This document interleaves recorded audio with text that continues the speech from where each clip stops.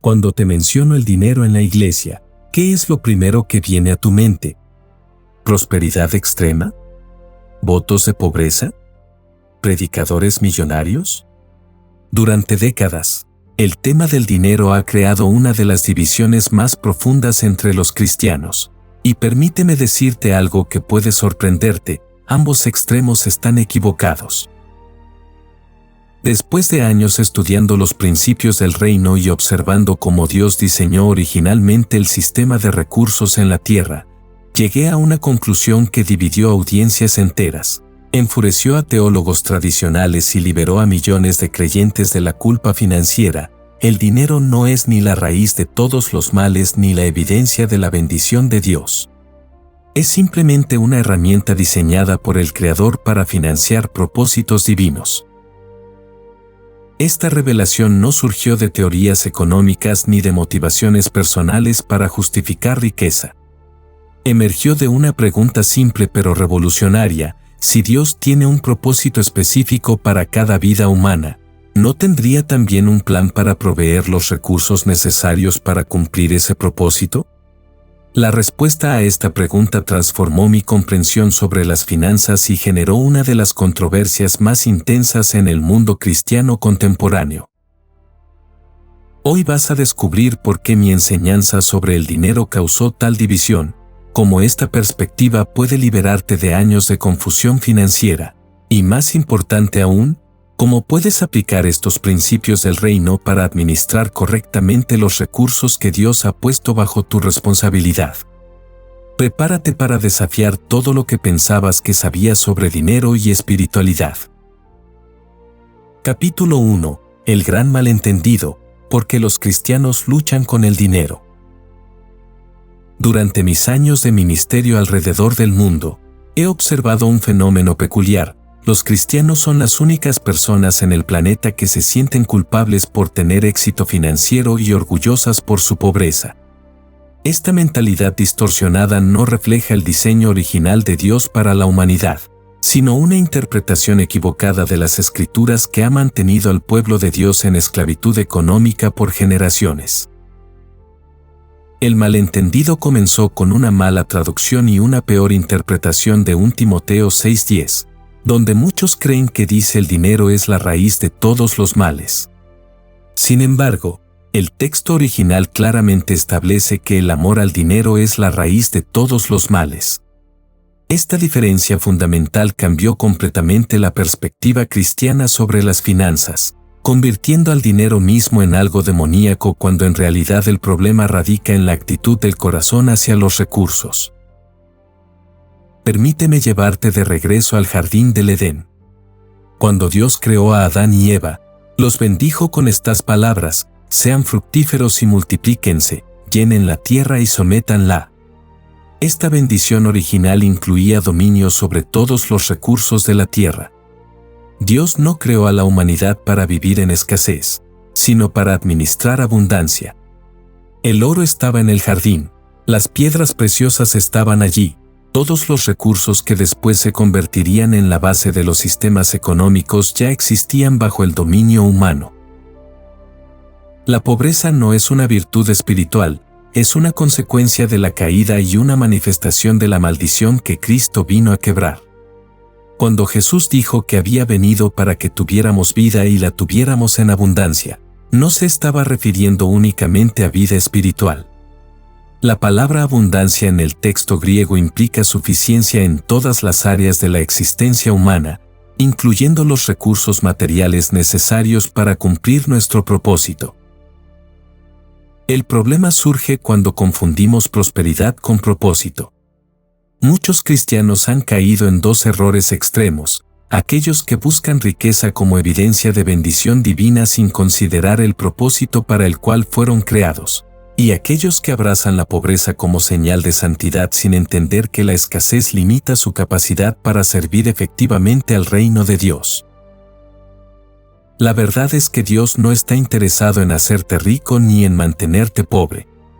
Su interés primario es proporcionarte los recursos exactos que necesitas para cumplir el propósito específico para el cual naciste. Para algunos, Esto significará abundancia material significativa, para otros, significará suficiencia simple pero completa. La medida no la determina tu fe, tus oraciones o tu santidad, sino la naturaleza de tu asignación divina. Esta comprensión revoluciona completamente nuestra aproximación a las finanzas. En lugar de buscar dinero por dinero, comenzamos a buscar claridad sobre nuestro propósito, sabiendo que los recursos seguirán naturalmente a la revelación de nuestra asignación. En lugar de sentirnos culpables por la prosperidad o orgullosos por la pobreza, aprendemos a ser mayordomos responsables de cualquier nivel de recursos que Dios confíe a nuestro cuidado. La Iglesia ha fallado en enseñar esta verdad equilibrada, creando generaciones de creyentes financieramente disfuncionales que oscilan entre la avaricia justificada religiosamente y la pobreza autoimpuesta como penitencia espiritual. Es tiempo de retornar al diseño original donde los recursos sirven al propósito, no donde el propósito sirve a los recursos. Capítulo 2. La teología de la prosperidad versus la mentalidad de pobreza, dos extremos peligrosos. En mis viajes por diferentes continentes, he sido testigo de dos extremos teológicos que han devastado la comprensión cristiana sobre las finanzas, la teología de la prosperidad sin propósito y la mentalidad de pobreza espiritualizada. Ambos representan distorsiones peligrosas del plan original de Dios para la administración de recursos. La teología de la prosperidad, en su forma más extrema, ha convertido a Dios en un cajero automático cósmico donde la fe se usa como tarjeta de débito para extraer bendiciones materiales. Esta perspectiva reduce el Evangelio a una fórmula de intercambio: das dinero, recibes dinero, tienes fe, obtienes riqueza, sigues ciertos principios, garantizas prosperidad. El problema fundamental de esta teología no es que crea en la provisión divina, sino que desconecta la prosperidad del propósito y convierte la bendición en un fin en sí mismo. Esta mentalidad ha producido una generación de creyentes que miden su espiritualidad por su cuenta bancaria y que confunden los deseos de su corazón con la voluntad de Dios para sus vidas. Han olvidado que la bendición de Abraham no era solo para él, sino para que a través de él fueran bendecidas todas las familias de la tierra. La prosperidad sin propósito se convierte en maldición porque los recursos sin dirección divina inevitablemente corrompen el corazón humano. Por otro lado, la mentalidad de pobreza espiritualizada ha tomado versículos como bienaventurados los pobres y los ha usado para crear una teología que glorifica la escasez y demoniza la abundancia. Esta perspectiva argumenta que la pobreza acerca a Dios, que la riqueza es intrínsecamente malvada, y que los verdaderos cristianos deben vivir en perpetua necesidad como evidencia de su separación del mundo. Esta mentalidad de pobreza ha sido igualmente destructiva porque limita la capacidad del pueblo de Dios para financiar la obra del reino. Cuando los cristianos abrazan voluntariamente la escasez, se vuelven dependientes en lugar de proveedores, receptores en lugar de dadores, y pierden la capacidad de ser respuesta a las oraciones de otros. La pobreza autoimpuesta no es humildad, es frecuentemente orgullo disfrazado de espiritualidad. La verdad bíblica se encuentra en un tercer camino que trasciende ambos extremos, la mordomía con propósito. Este enfoque reconoce que todos los recursos pertenecen a Dios, que somos administradores temporales de su riqueza, y que nuestra asignación financiera está directamente conectada con nuestra asignación de propósito. No buscamos riqueza para satisfacer deseos egoístas ni abrazamos pobreza para impresionar a otros con nuestra santidad. En cambio, buscamos claridad sobre nuestro propósito y confiamos en que Dios proporcionará exactamente los recursos necesarios para cumplir esa asignación. Esta perspectiva elimina tanto la avaricia como la falsa humildad. Cuando entiendes que los recursos en tus manos no son tuyos sino que te han sido confiados para propósitos específicos, no puedes ser avaro porque sabes que eres solo un administrador. Tampoco puedes ser falsamente humilde rechazando recursos que Dios quiere darte porque entiendes que tu rechazo puede obstaculizar el cumplimiento de su voluntad a través de tu vida. La controversia surge porque esta enseñanza desafía las estructuras de poder tanto de la Iglesia de la Prosperidad como de la Iglesia de la Pobreza. Los predicadores de la prosperidad pierden su gancho emocional cuando los creyentes entienden que Dios no está obligado a hacerlos ricos simplemente porque tienen fe. Los defensores de la pobreza pierden su superioridad moral cuando los creyentes entienden que rechazar la provisión de Dios puede ser desobediencia disfrazada de humildad. La madurez financiera cristiana se manifiesta en la capacidad de recibir abundancia sin arrogancia y experimentar escasez sin amargura, siempre manteniendo el enfoque en el cumplimiento del propósito divino independientemente de las fluctuaciones económicas externas.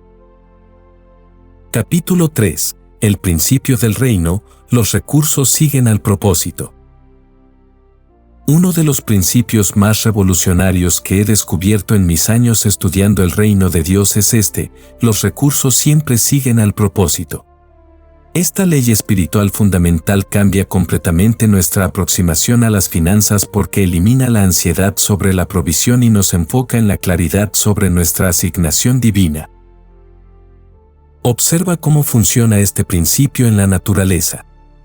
Un árbol no se preocupa por obtener agua, simplemente extiende sus raíces hacia donde está la fuente de vida.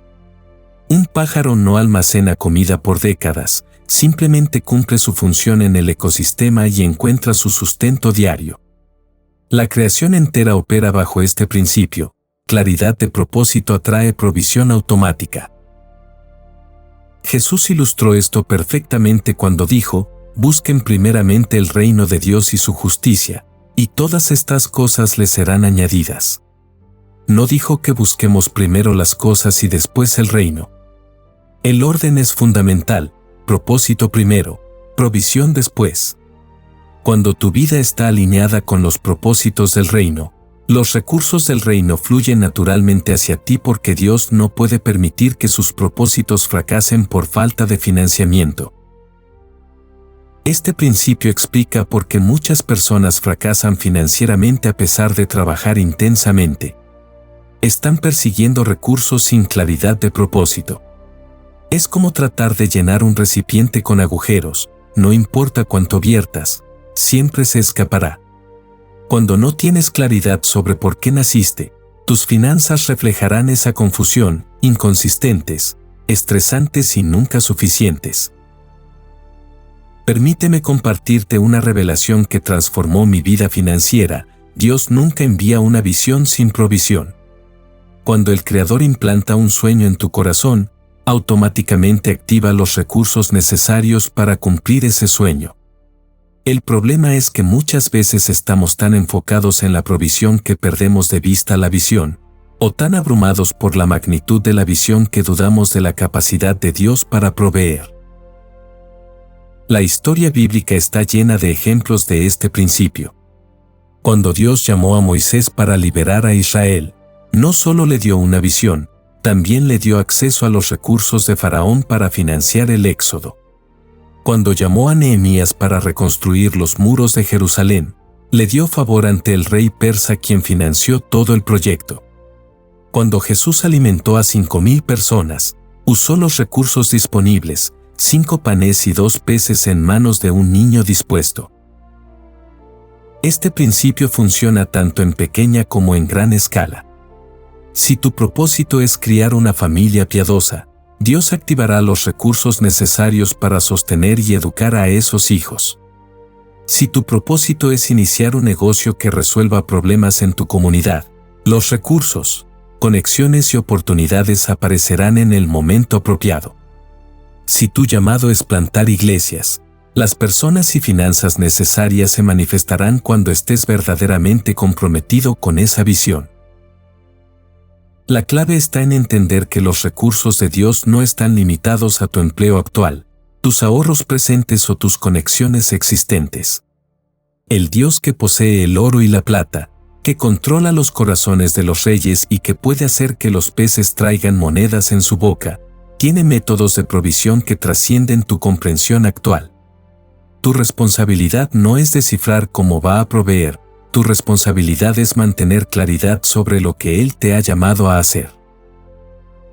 Esta comprensión elimina la competencia y la envidia porque entiendes que los recursos asignados a otros están conectados con sus propósitos específicos, no con los tuyos. También elimina la ansiedad sobre el futuro porque confías en que el mismo Dios que te dio la visión tiene la capacidad y el compromiso de sostenerla hasta su cumplimiento.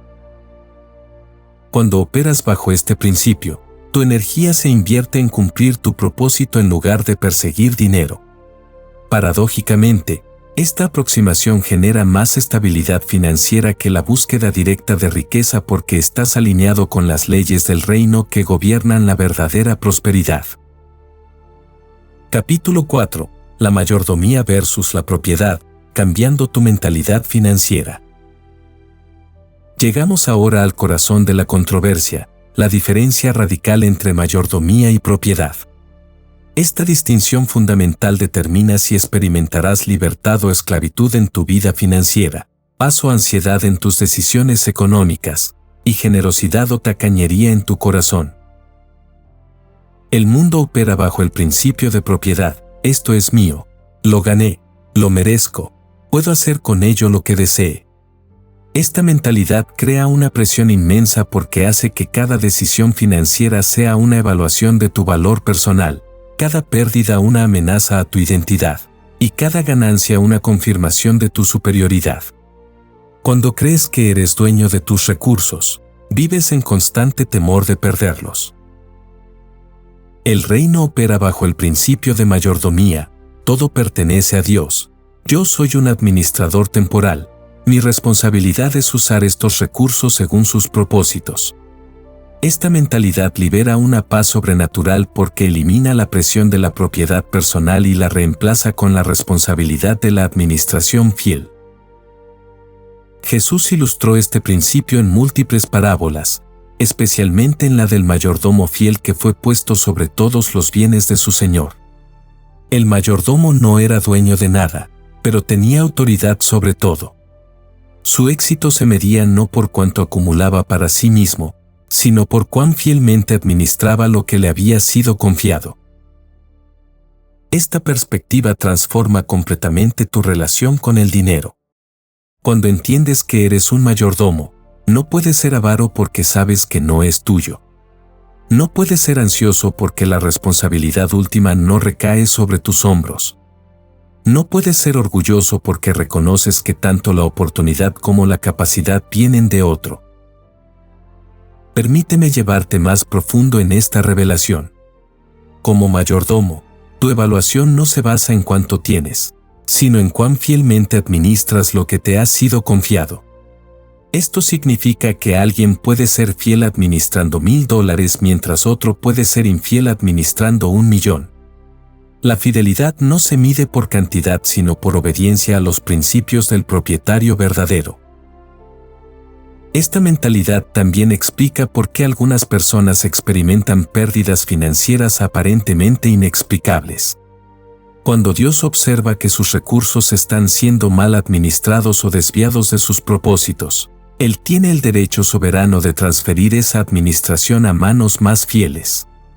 No es castigo personal, es protección de propósito divino. La mayordomía también transforma tu aproximación a la generosidad. Cuando sabes que todo pertenece a Dios, dar se convierte en una expresión natural de administración apropiada en lugar de un sacrificio doloroso de posesiones personales. Los mayordomos fieles entienden que la generosidad no disminuye sus recursos porque no eran suyos para comenzar, simplemente están facilitando la circulación de los recursos de Dios según sus directivas.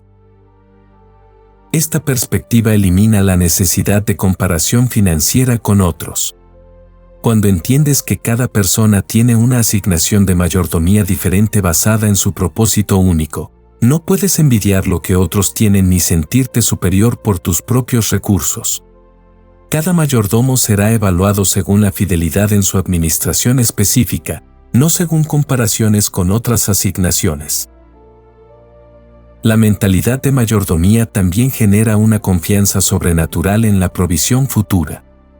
Cuando sabes que sirves a un Dios que nunca quiebra, que posee todos los recursos del universo, y que está comprometido con el éxito de sus propósitos, puedes tomar decisiones financieras basadas en obediencia en lugar de miedo. Esta transformación mental no ocurre de la noche a la mañana. Requiere renovación constante de la mente a través de la palabra de Dios y práctica deliberada de estos principios en decisiones financieras diarias. Pero cuando esta mentalidad se establece firmemente, libera un nivel de paz y propósito en las finanzas que el mundo no puede entender ni el diablo puede robar. Capítulo 5. Los 4 niveles de prosperidad bíblica.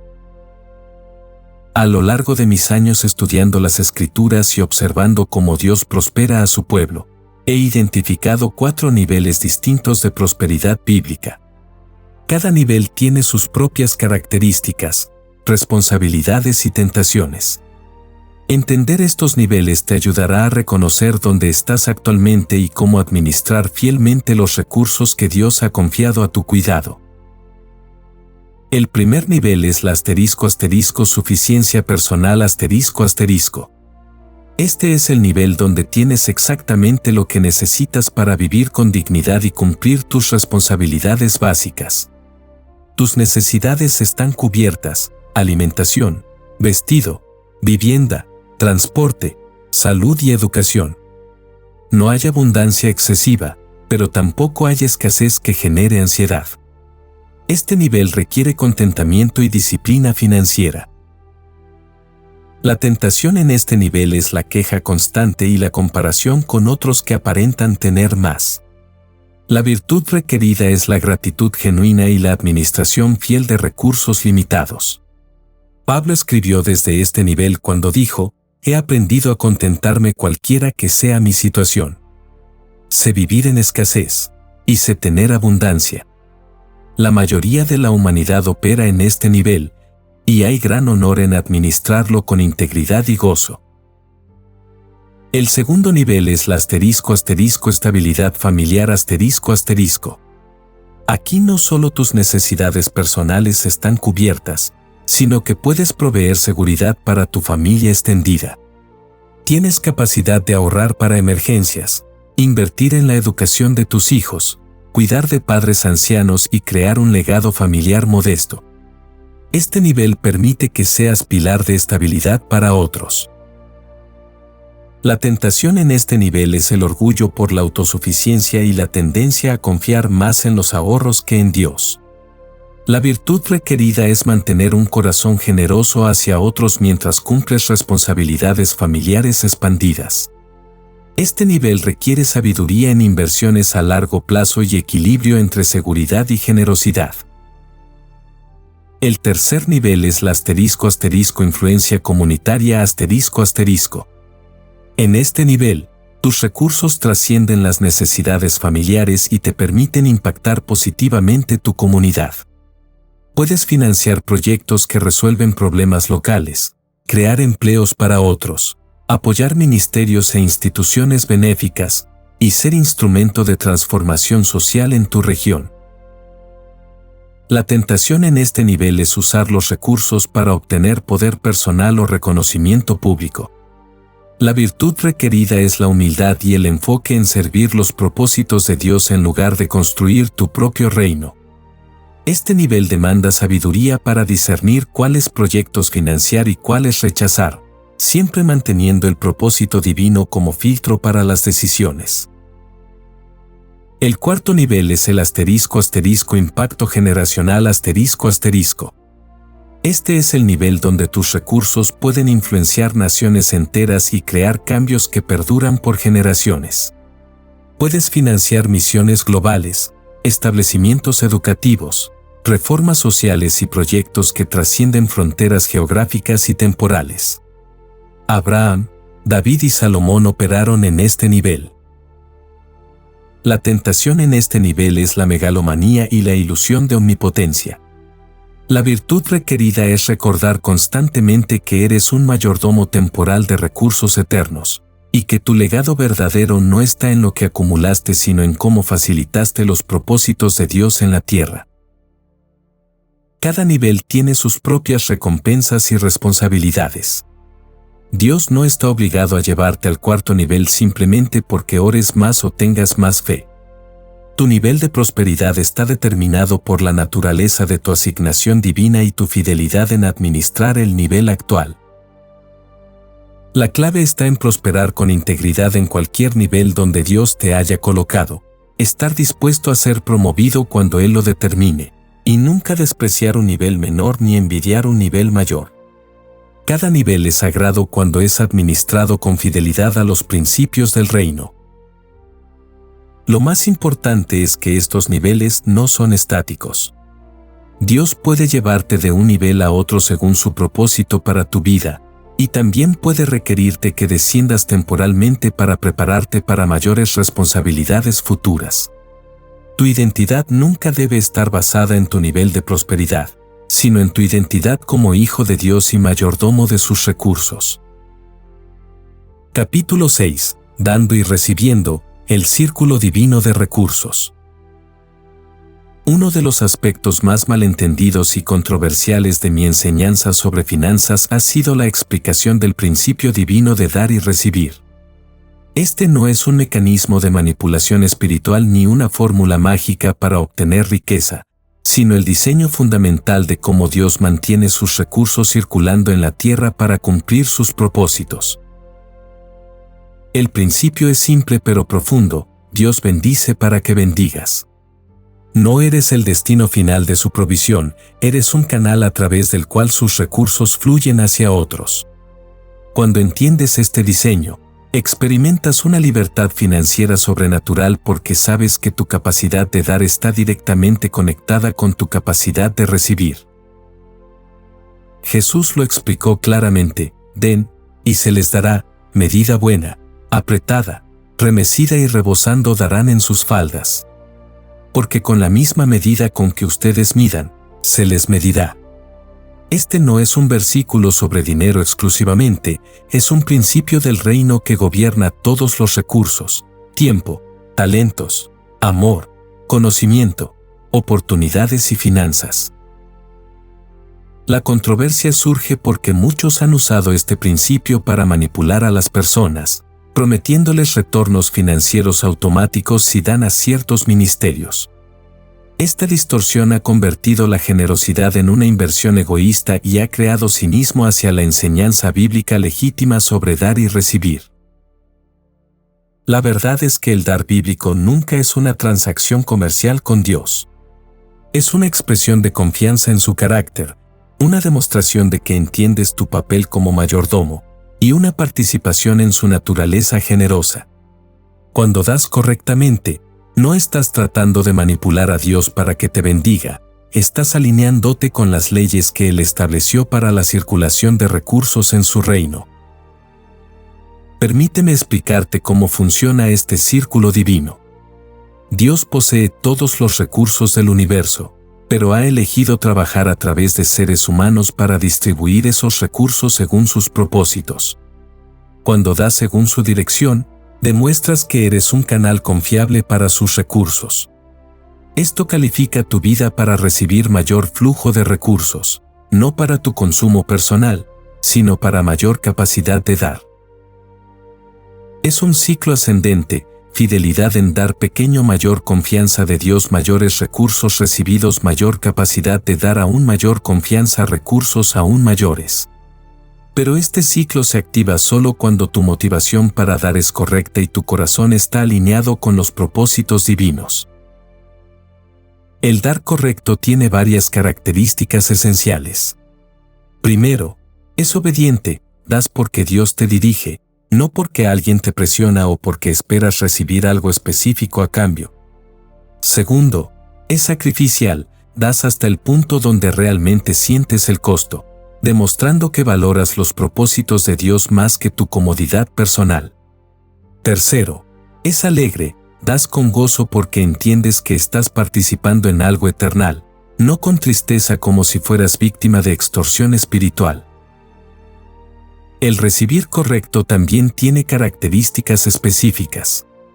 Primero, es reconocido, entiendes que todo lo que recibes viene de Dios, directa o indirectamente, y respondes con gratitud. Segundo, es administrado, no consumes todo lo que recibes, sino que administras parte para futuras oportunidades de dar. Tercero, es multiplicado, buscas maneras de hacer crecer lo que has recibido para expandir tu capacidad de impacto. Este principio explica por qué algunas personas pueden dar grandes cantidades sin empobrecerse mientras otras se vuelven más pobres cada vez que dan. La diferencia está en el corazón y la comprensión. Cuando das con fe, obediencia y gozo, activas las leyes del reino que garantizan provisión. Cuando das por manipulación, presión o expectativa de retorno inmediato, operas fuera del sistema divino y experimentas pérdida. La aplicación práctica de este principio requiere sabiduría y madurez espiritual. Debes aprender a discernir la voz de Dios sobre cuándo, cuánto y a quién dar. No todo pedido de dinero viene de Dios, y no toda oportunidad de dar es una directiva divina para tu vida específica. Tu responsabilidad es mantenerte sensible a su dirección y obediente a sus instrucciones específicas. Capítulo 7. Implementando los principios del reino en tu vida financiera. Después de exponer los fundamentos teológicos, llegamos al aspecto más crucial, cómo implementar estos principios del reino en tu vida financiera diaria. La transformación verdadera ocurre cuando los conceptos se convierten en práctica, cuando la teoría se traduce en decisiones cotidianas que reflejan tu nueva comprensión sobre dinero y propósito.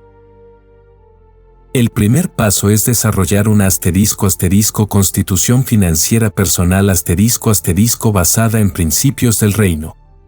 Esta constitución debe incluir declaraciones claras sobre tu identidad como mayordomo, tu compromiso con buscar primero el reino, tu disposición a dar según la dirección divina, y tu confianza en la provisión de Dios para tu propósito específico. Escribe estos principios y revísalos regularmente para mantener tu mente renovada.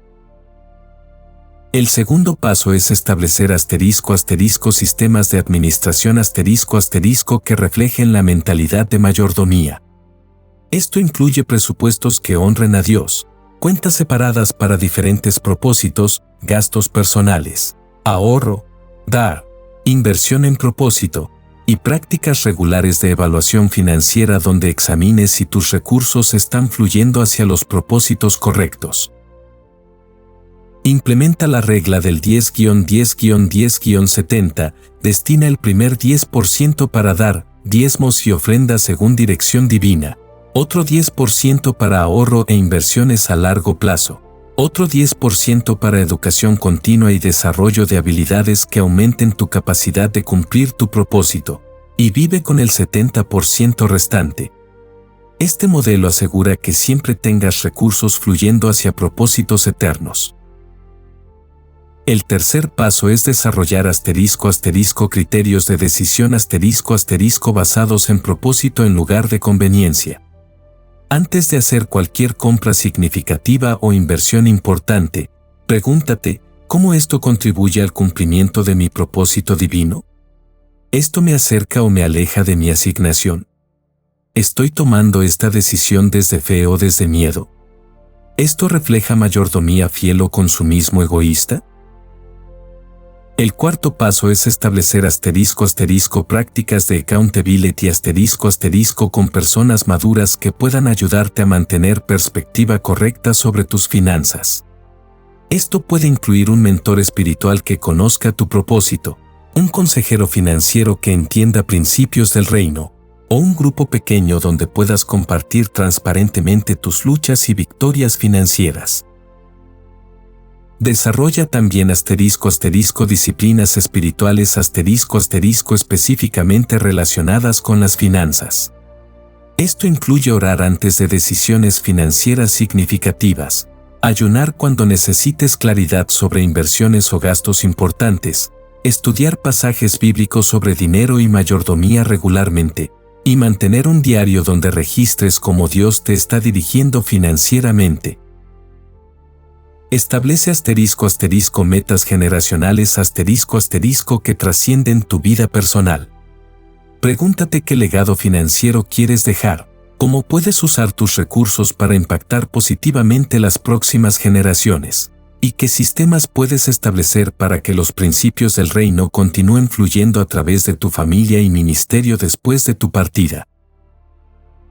Implementa ** evaluaciones regulares ** donde examines no solo números sino motivos. Mensualmente, revisa no solo cuánto ganaste o gastaste, sino por qué tomaste ciertas decisiones, qué emociones influyeron en tus elecciones financieras, y cómo tus patrones de gasto reflejan o contradicen tus valores declarados. Finalmente, mantén ** flexibilidad obediente **. Los principios del reino son constantes, pero su aplicación puede variar según las temporadas de tu vida y los cambios en tu asignación divina. Mantente abierto a que Dios modifique tu nivel de prosperidad, redirija tus inversiones, o cambie tus prioridades financieras según su sabiduría soberana. Recuerda que la implementación exitosa de estos principios no garantiza ausencia de desafíos financieros, pero sí garantiza que enfrentarás esos desafíos desde una posición de fe, con recursos espirituales sobrenaturales, y con la confianza de que Dios es fiel para sostener aquello que Él ha iniciado en tu vida.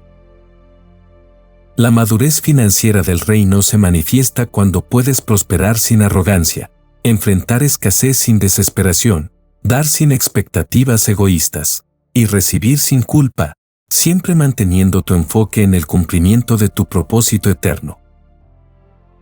Conclusión. La controversia que generó mi enseñanza sobre el dinero no fue casualidad, fue el resultado inevitable de desafiar sistemas de pensamiento que han mantenido al pueblo de Dios en esclavitud financiera por generaciones. Cuando expones la verdad de que Dios diseñó la prosperidad para servir al propósito, no al ego, perturbas tanto a los que buscan riqueza sin responsabilidad como a los que abrazan pobreza sin propósito. La división que causó esta enseñanza reveló más sobre el corazón de los oyentes que sobre la precisión del mensaje. Aquellos que buscaban justificación para la avaricia se sintieron amenazados por el énfasis en mayordomía y propósito. Aquellos que habían hecho ídolo de la pobreza se sintieron incómodos con la idea de que Dios podría querer bendecirlos abundantemente. Ambos grupos perdieron de vista la verdad central: los recursos sirven al reino, no a nuestros deseos personales. Pero para aquellos que recibieron esta enseñanza con corazones abiertos, la transformación ha sido extraordinaria. Han experimentado una libertad financiera que trasciende números en cuentas bancarias. Han descubierto una paz que sobrepasa el entendimiento cuando se trata de decisiones económicas. Han encontrado propósito en la prosperidad y dignidad en la sencillez, siempre enfocados en cumplir su asignación divina. El dinero nunca fue el problema, ni tampoco la solución. El problema siempre ha sido la comprensión distorsionada de nuestro papel como mayordomos temporales de recursos eternos. Cuando entiendes que naciste para ser canal de bendición, no destino final de acumulación, experimentas una revolución interior que transforma toda tu relación con las finanzas. No importa en qué nivel de prosperidad te encuentres actualmente, lo que importa es que comiences a operar según estos principios del reino desde donde estás. Dios puede hacer más con poco administrado fielmente que con mucho manejado egoístamente. Tu fidelidad en lo poco califica tu vida para recibir mucho, pero siempre con el propósito de expandir tu capacidad de servir a su reino. La controversia continuará porque estos principios desafían la sabiduría convencional tanto del mundo como de la iglesia tradicional. Pero la verdad permanece: fuiste creado para prosperar con propósito, para administrar con integridad, y para usar cualquier nivel de recursos que Dios confíe a tu cuidado como herramientas para cumplir tu destino eterno. Tu vida financiera puede ser testimonio del carácter de Dios y demostración de su fidelidad. Cuando otros observen cómo manejas dinero con sabiduría, generosidad y propósito, verán reflejado el corazón de un Padre que provee abundantemente para el cumplimiento de sus propósitos en la tierra. Esa es la verdadera prosperidad, cuando tus finanzas se convierten en extensión de su naturaleza y herramienta para su gloria.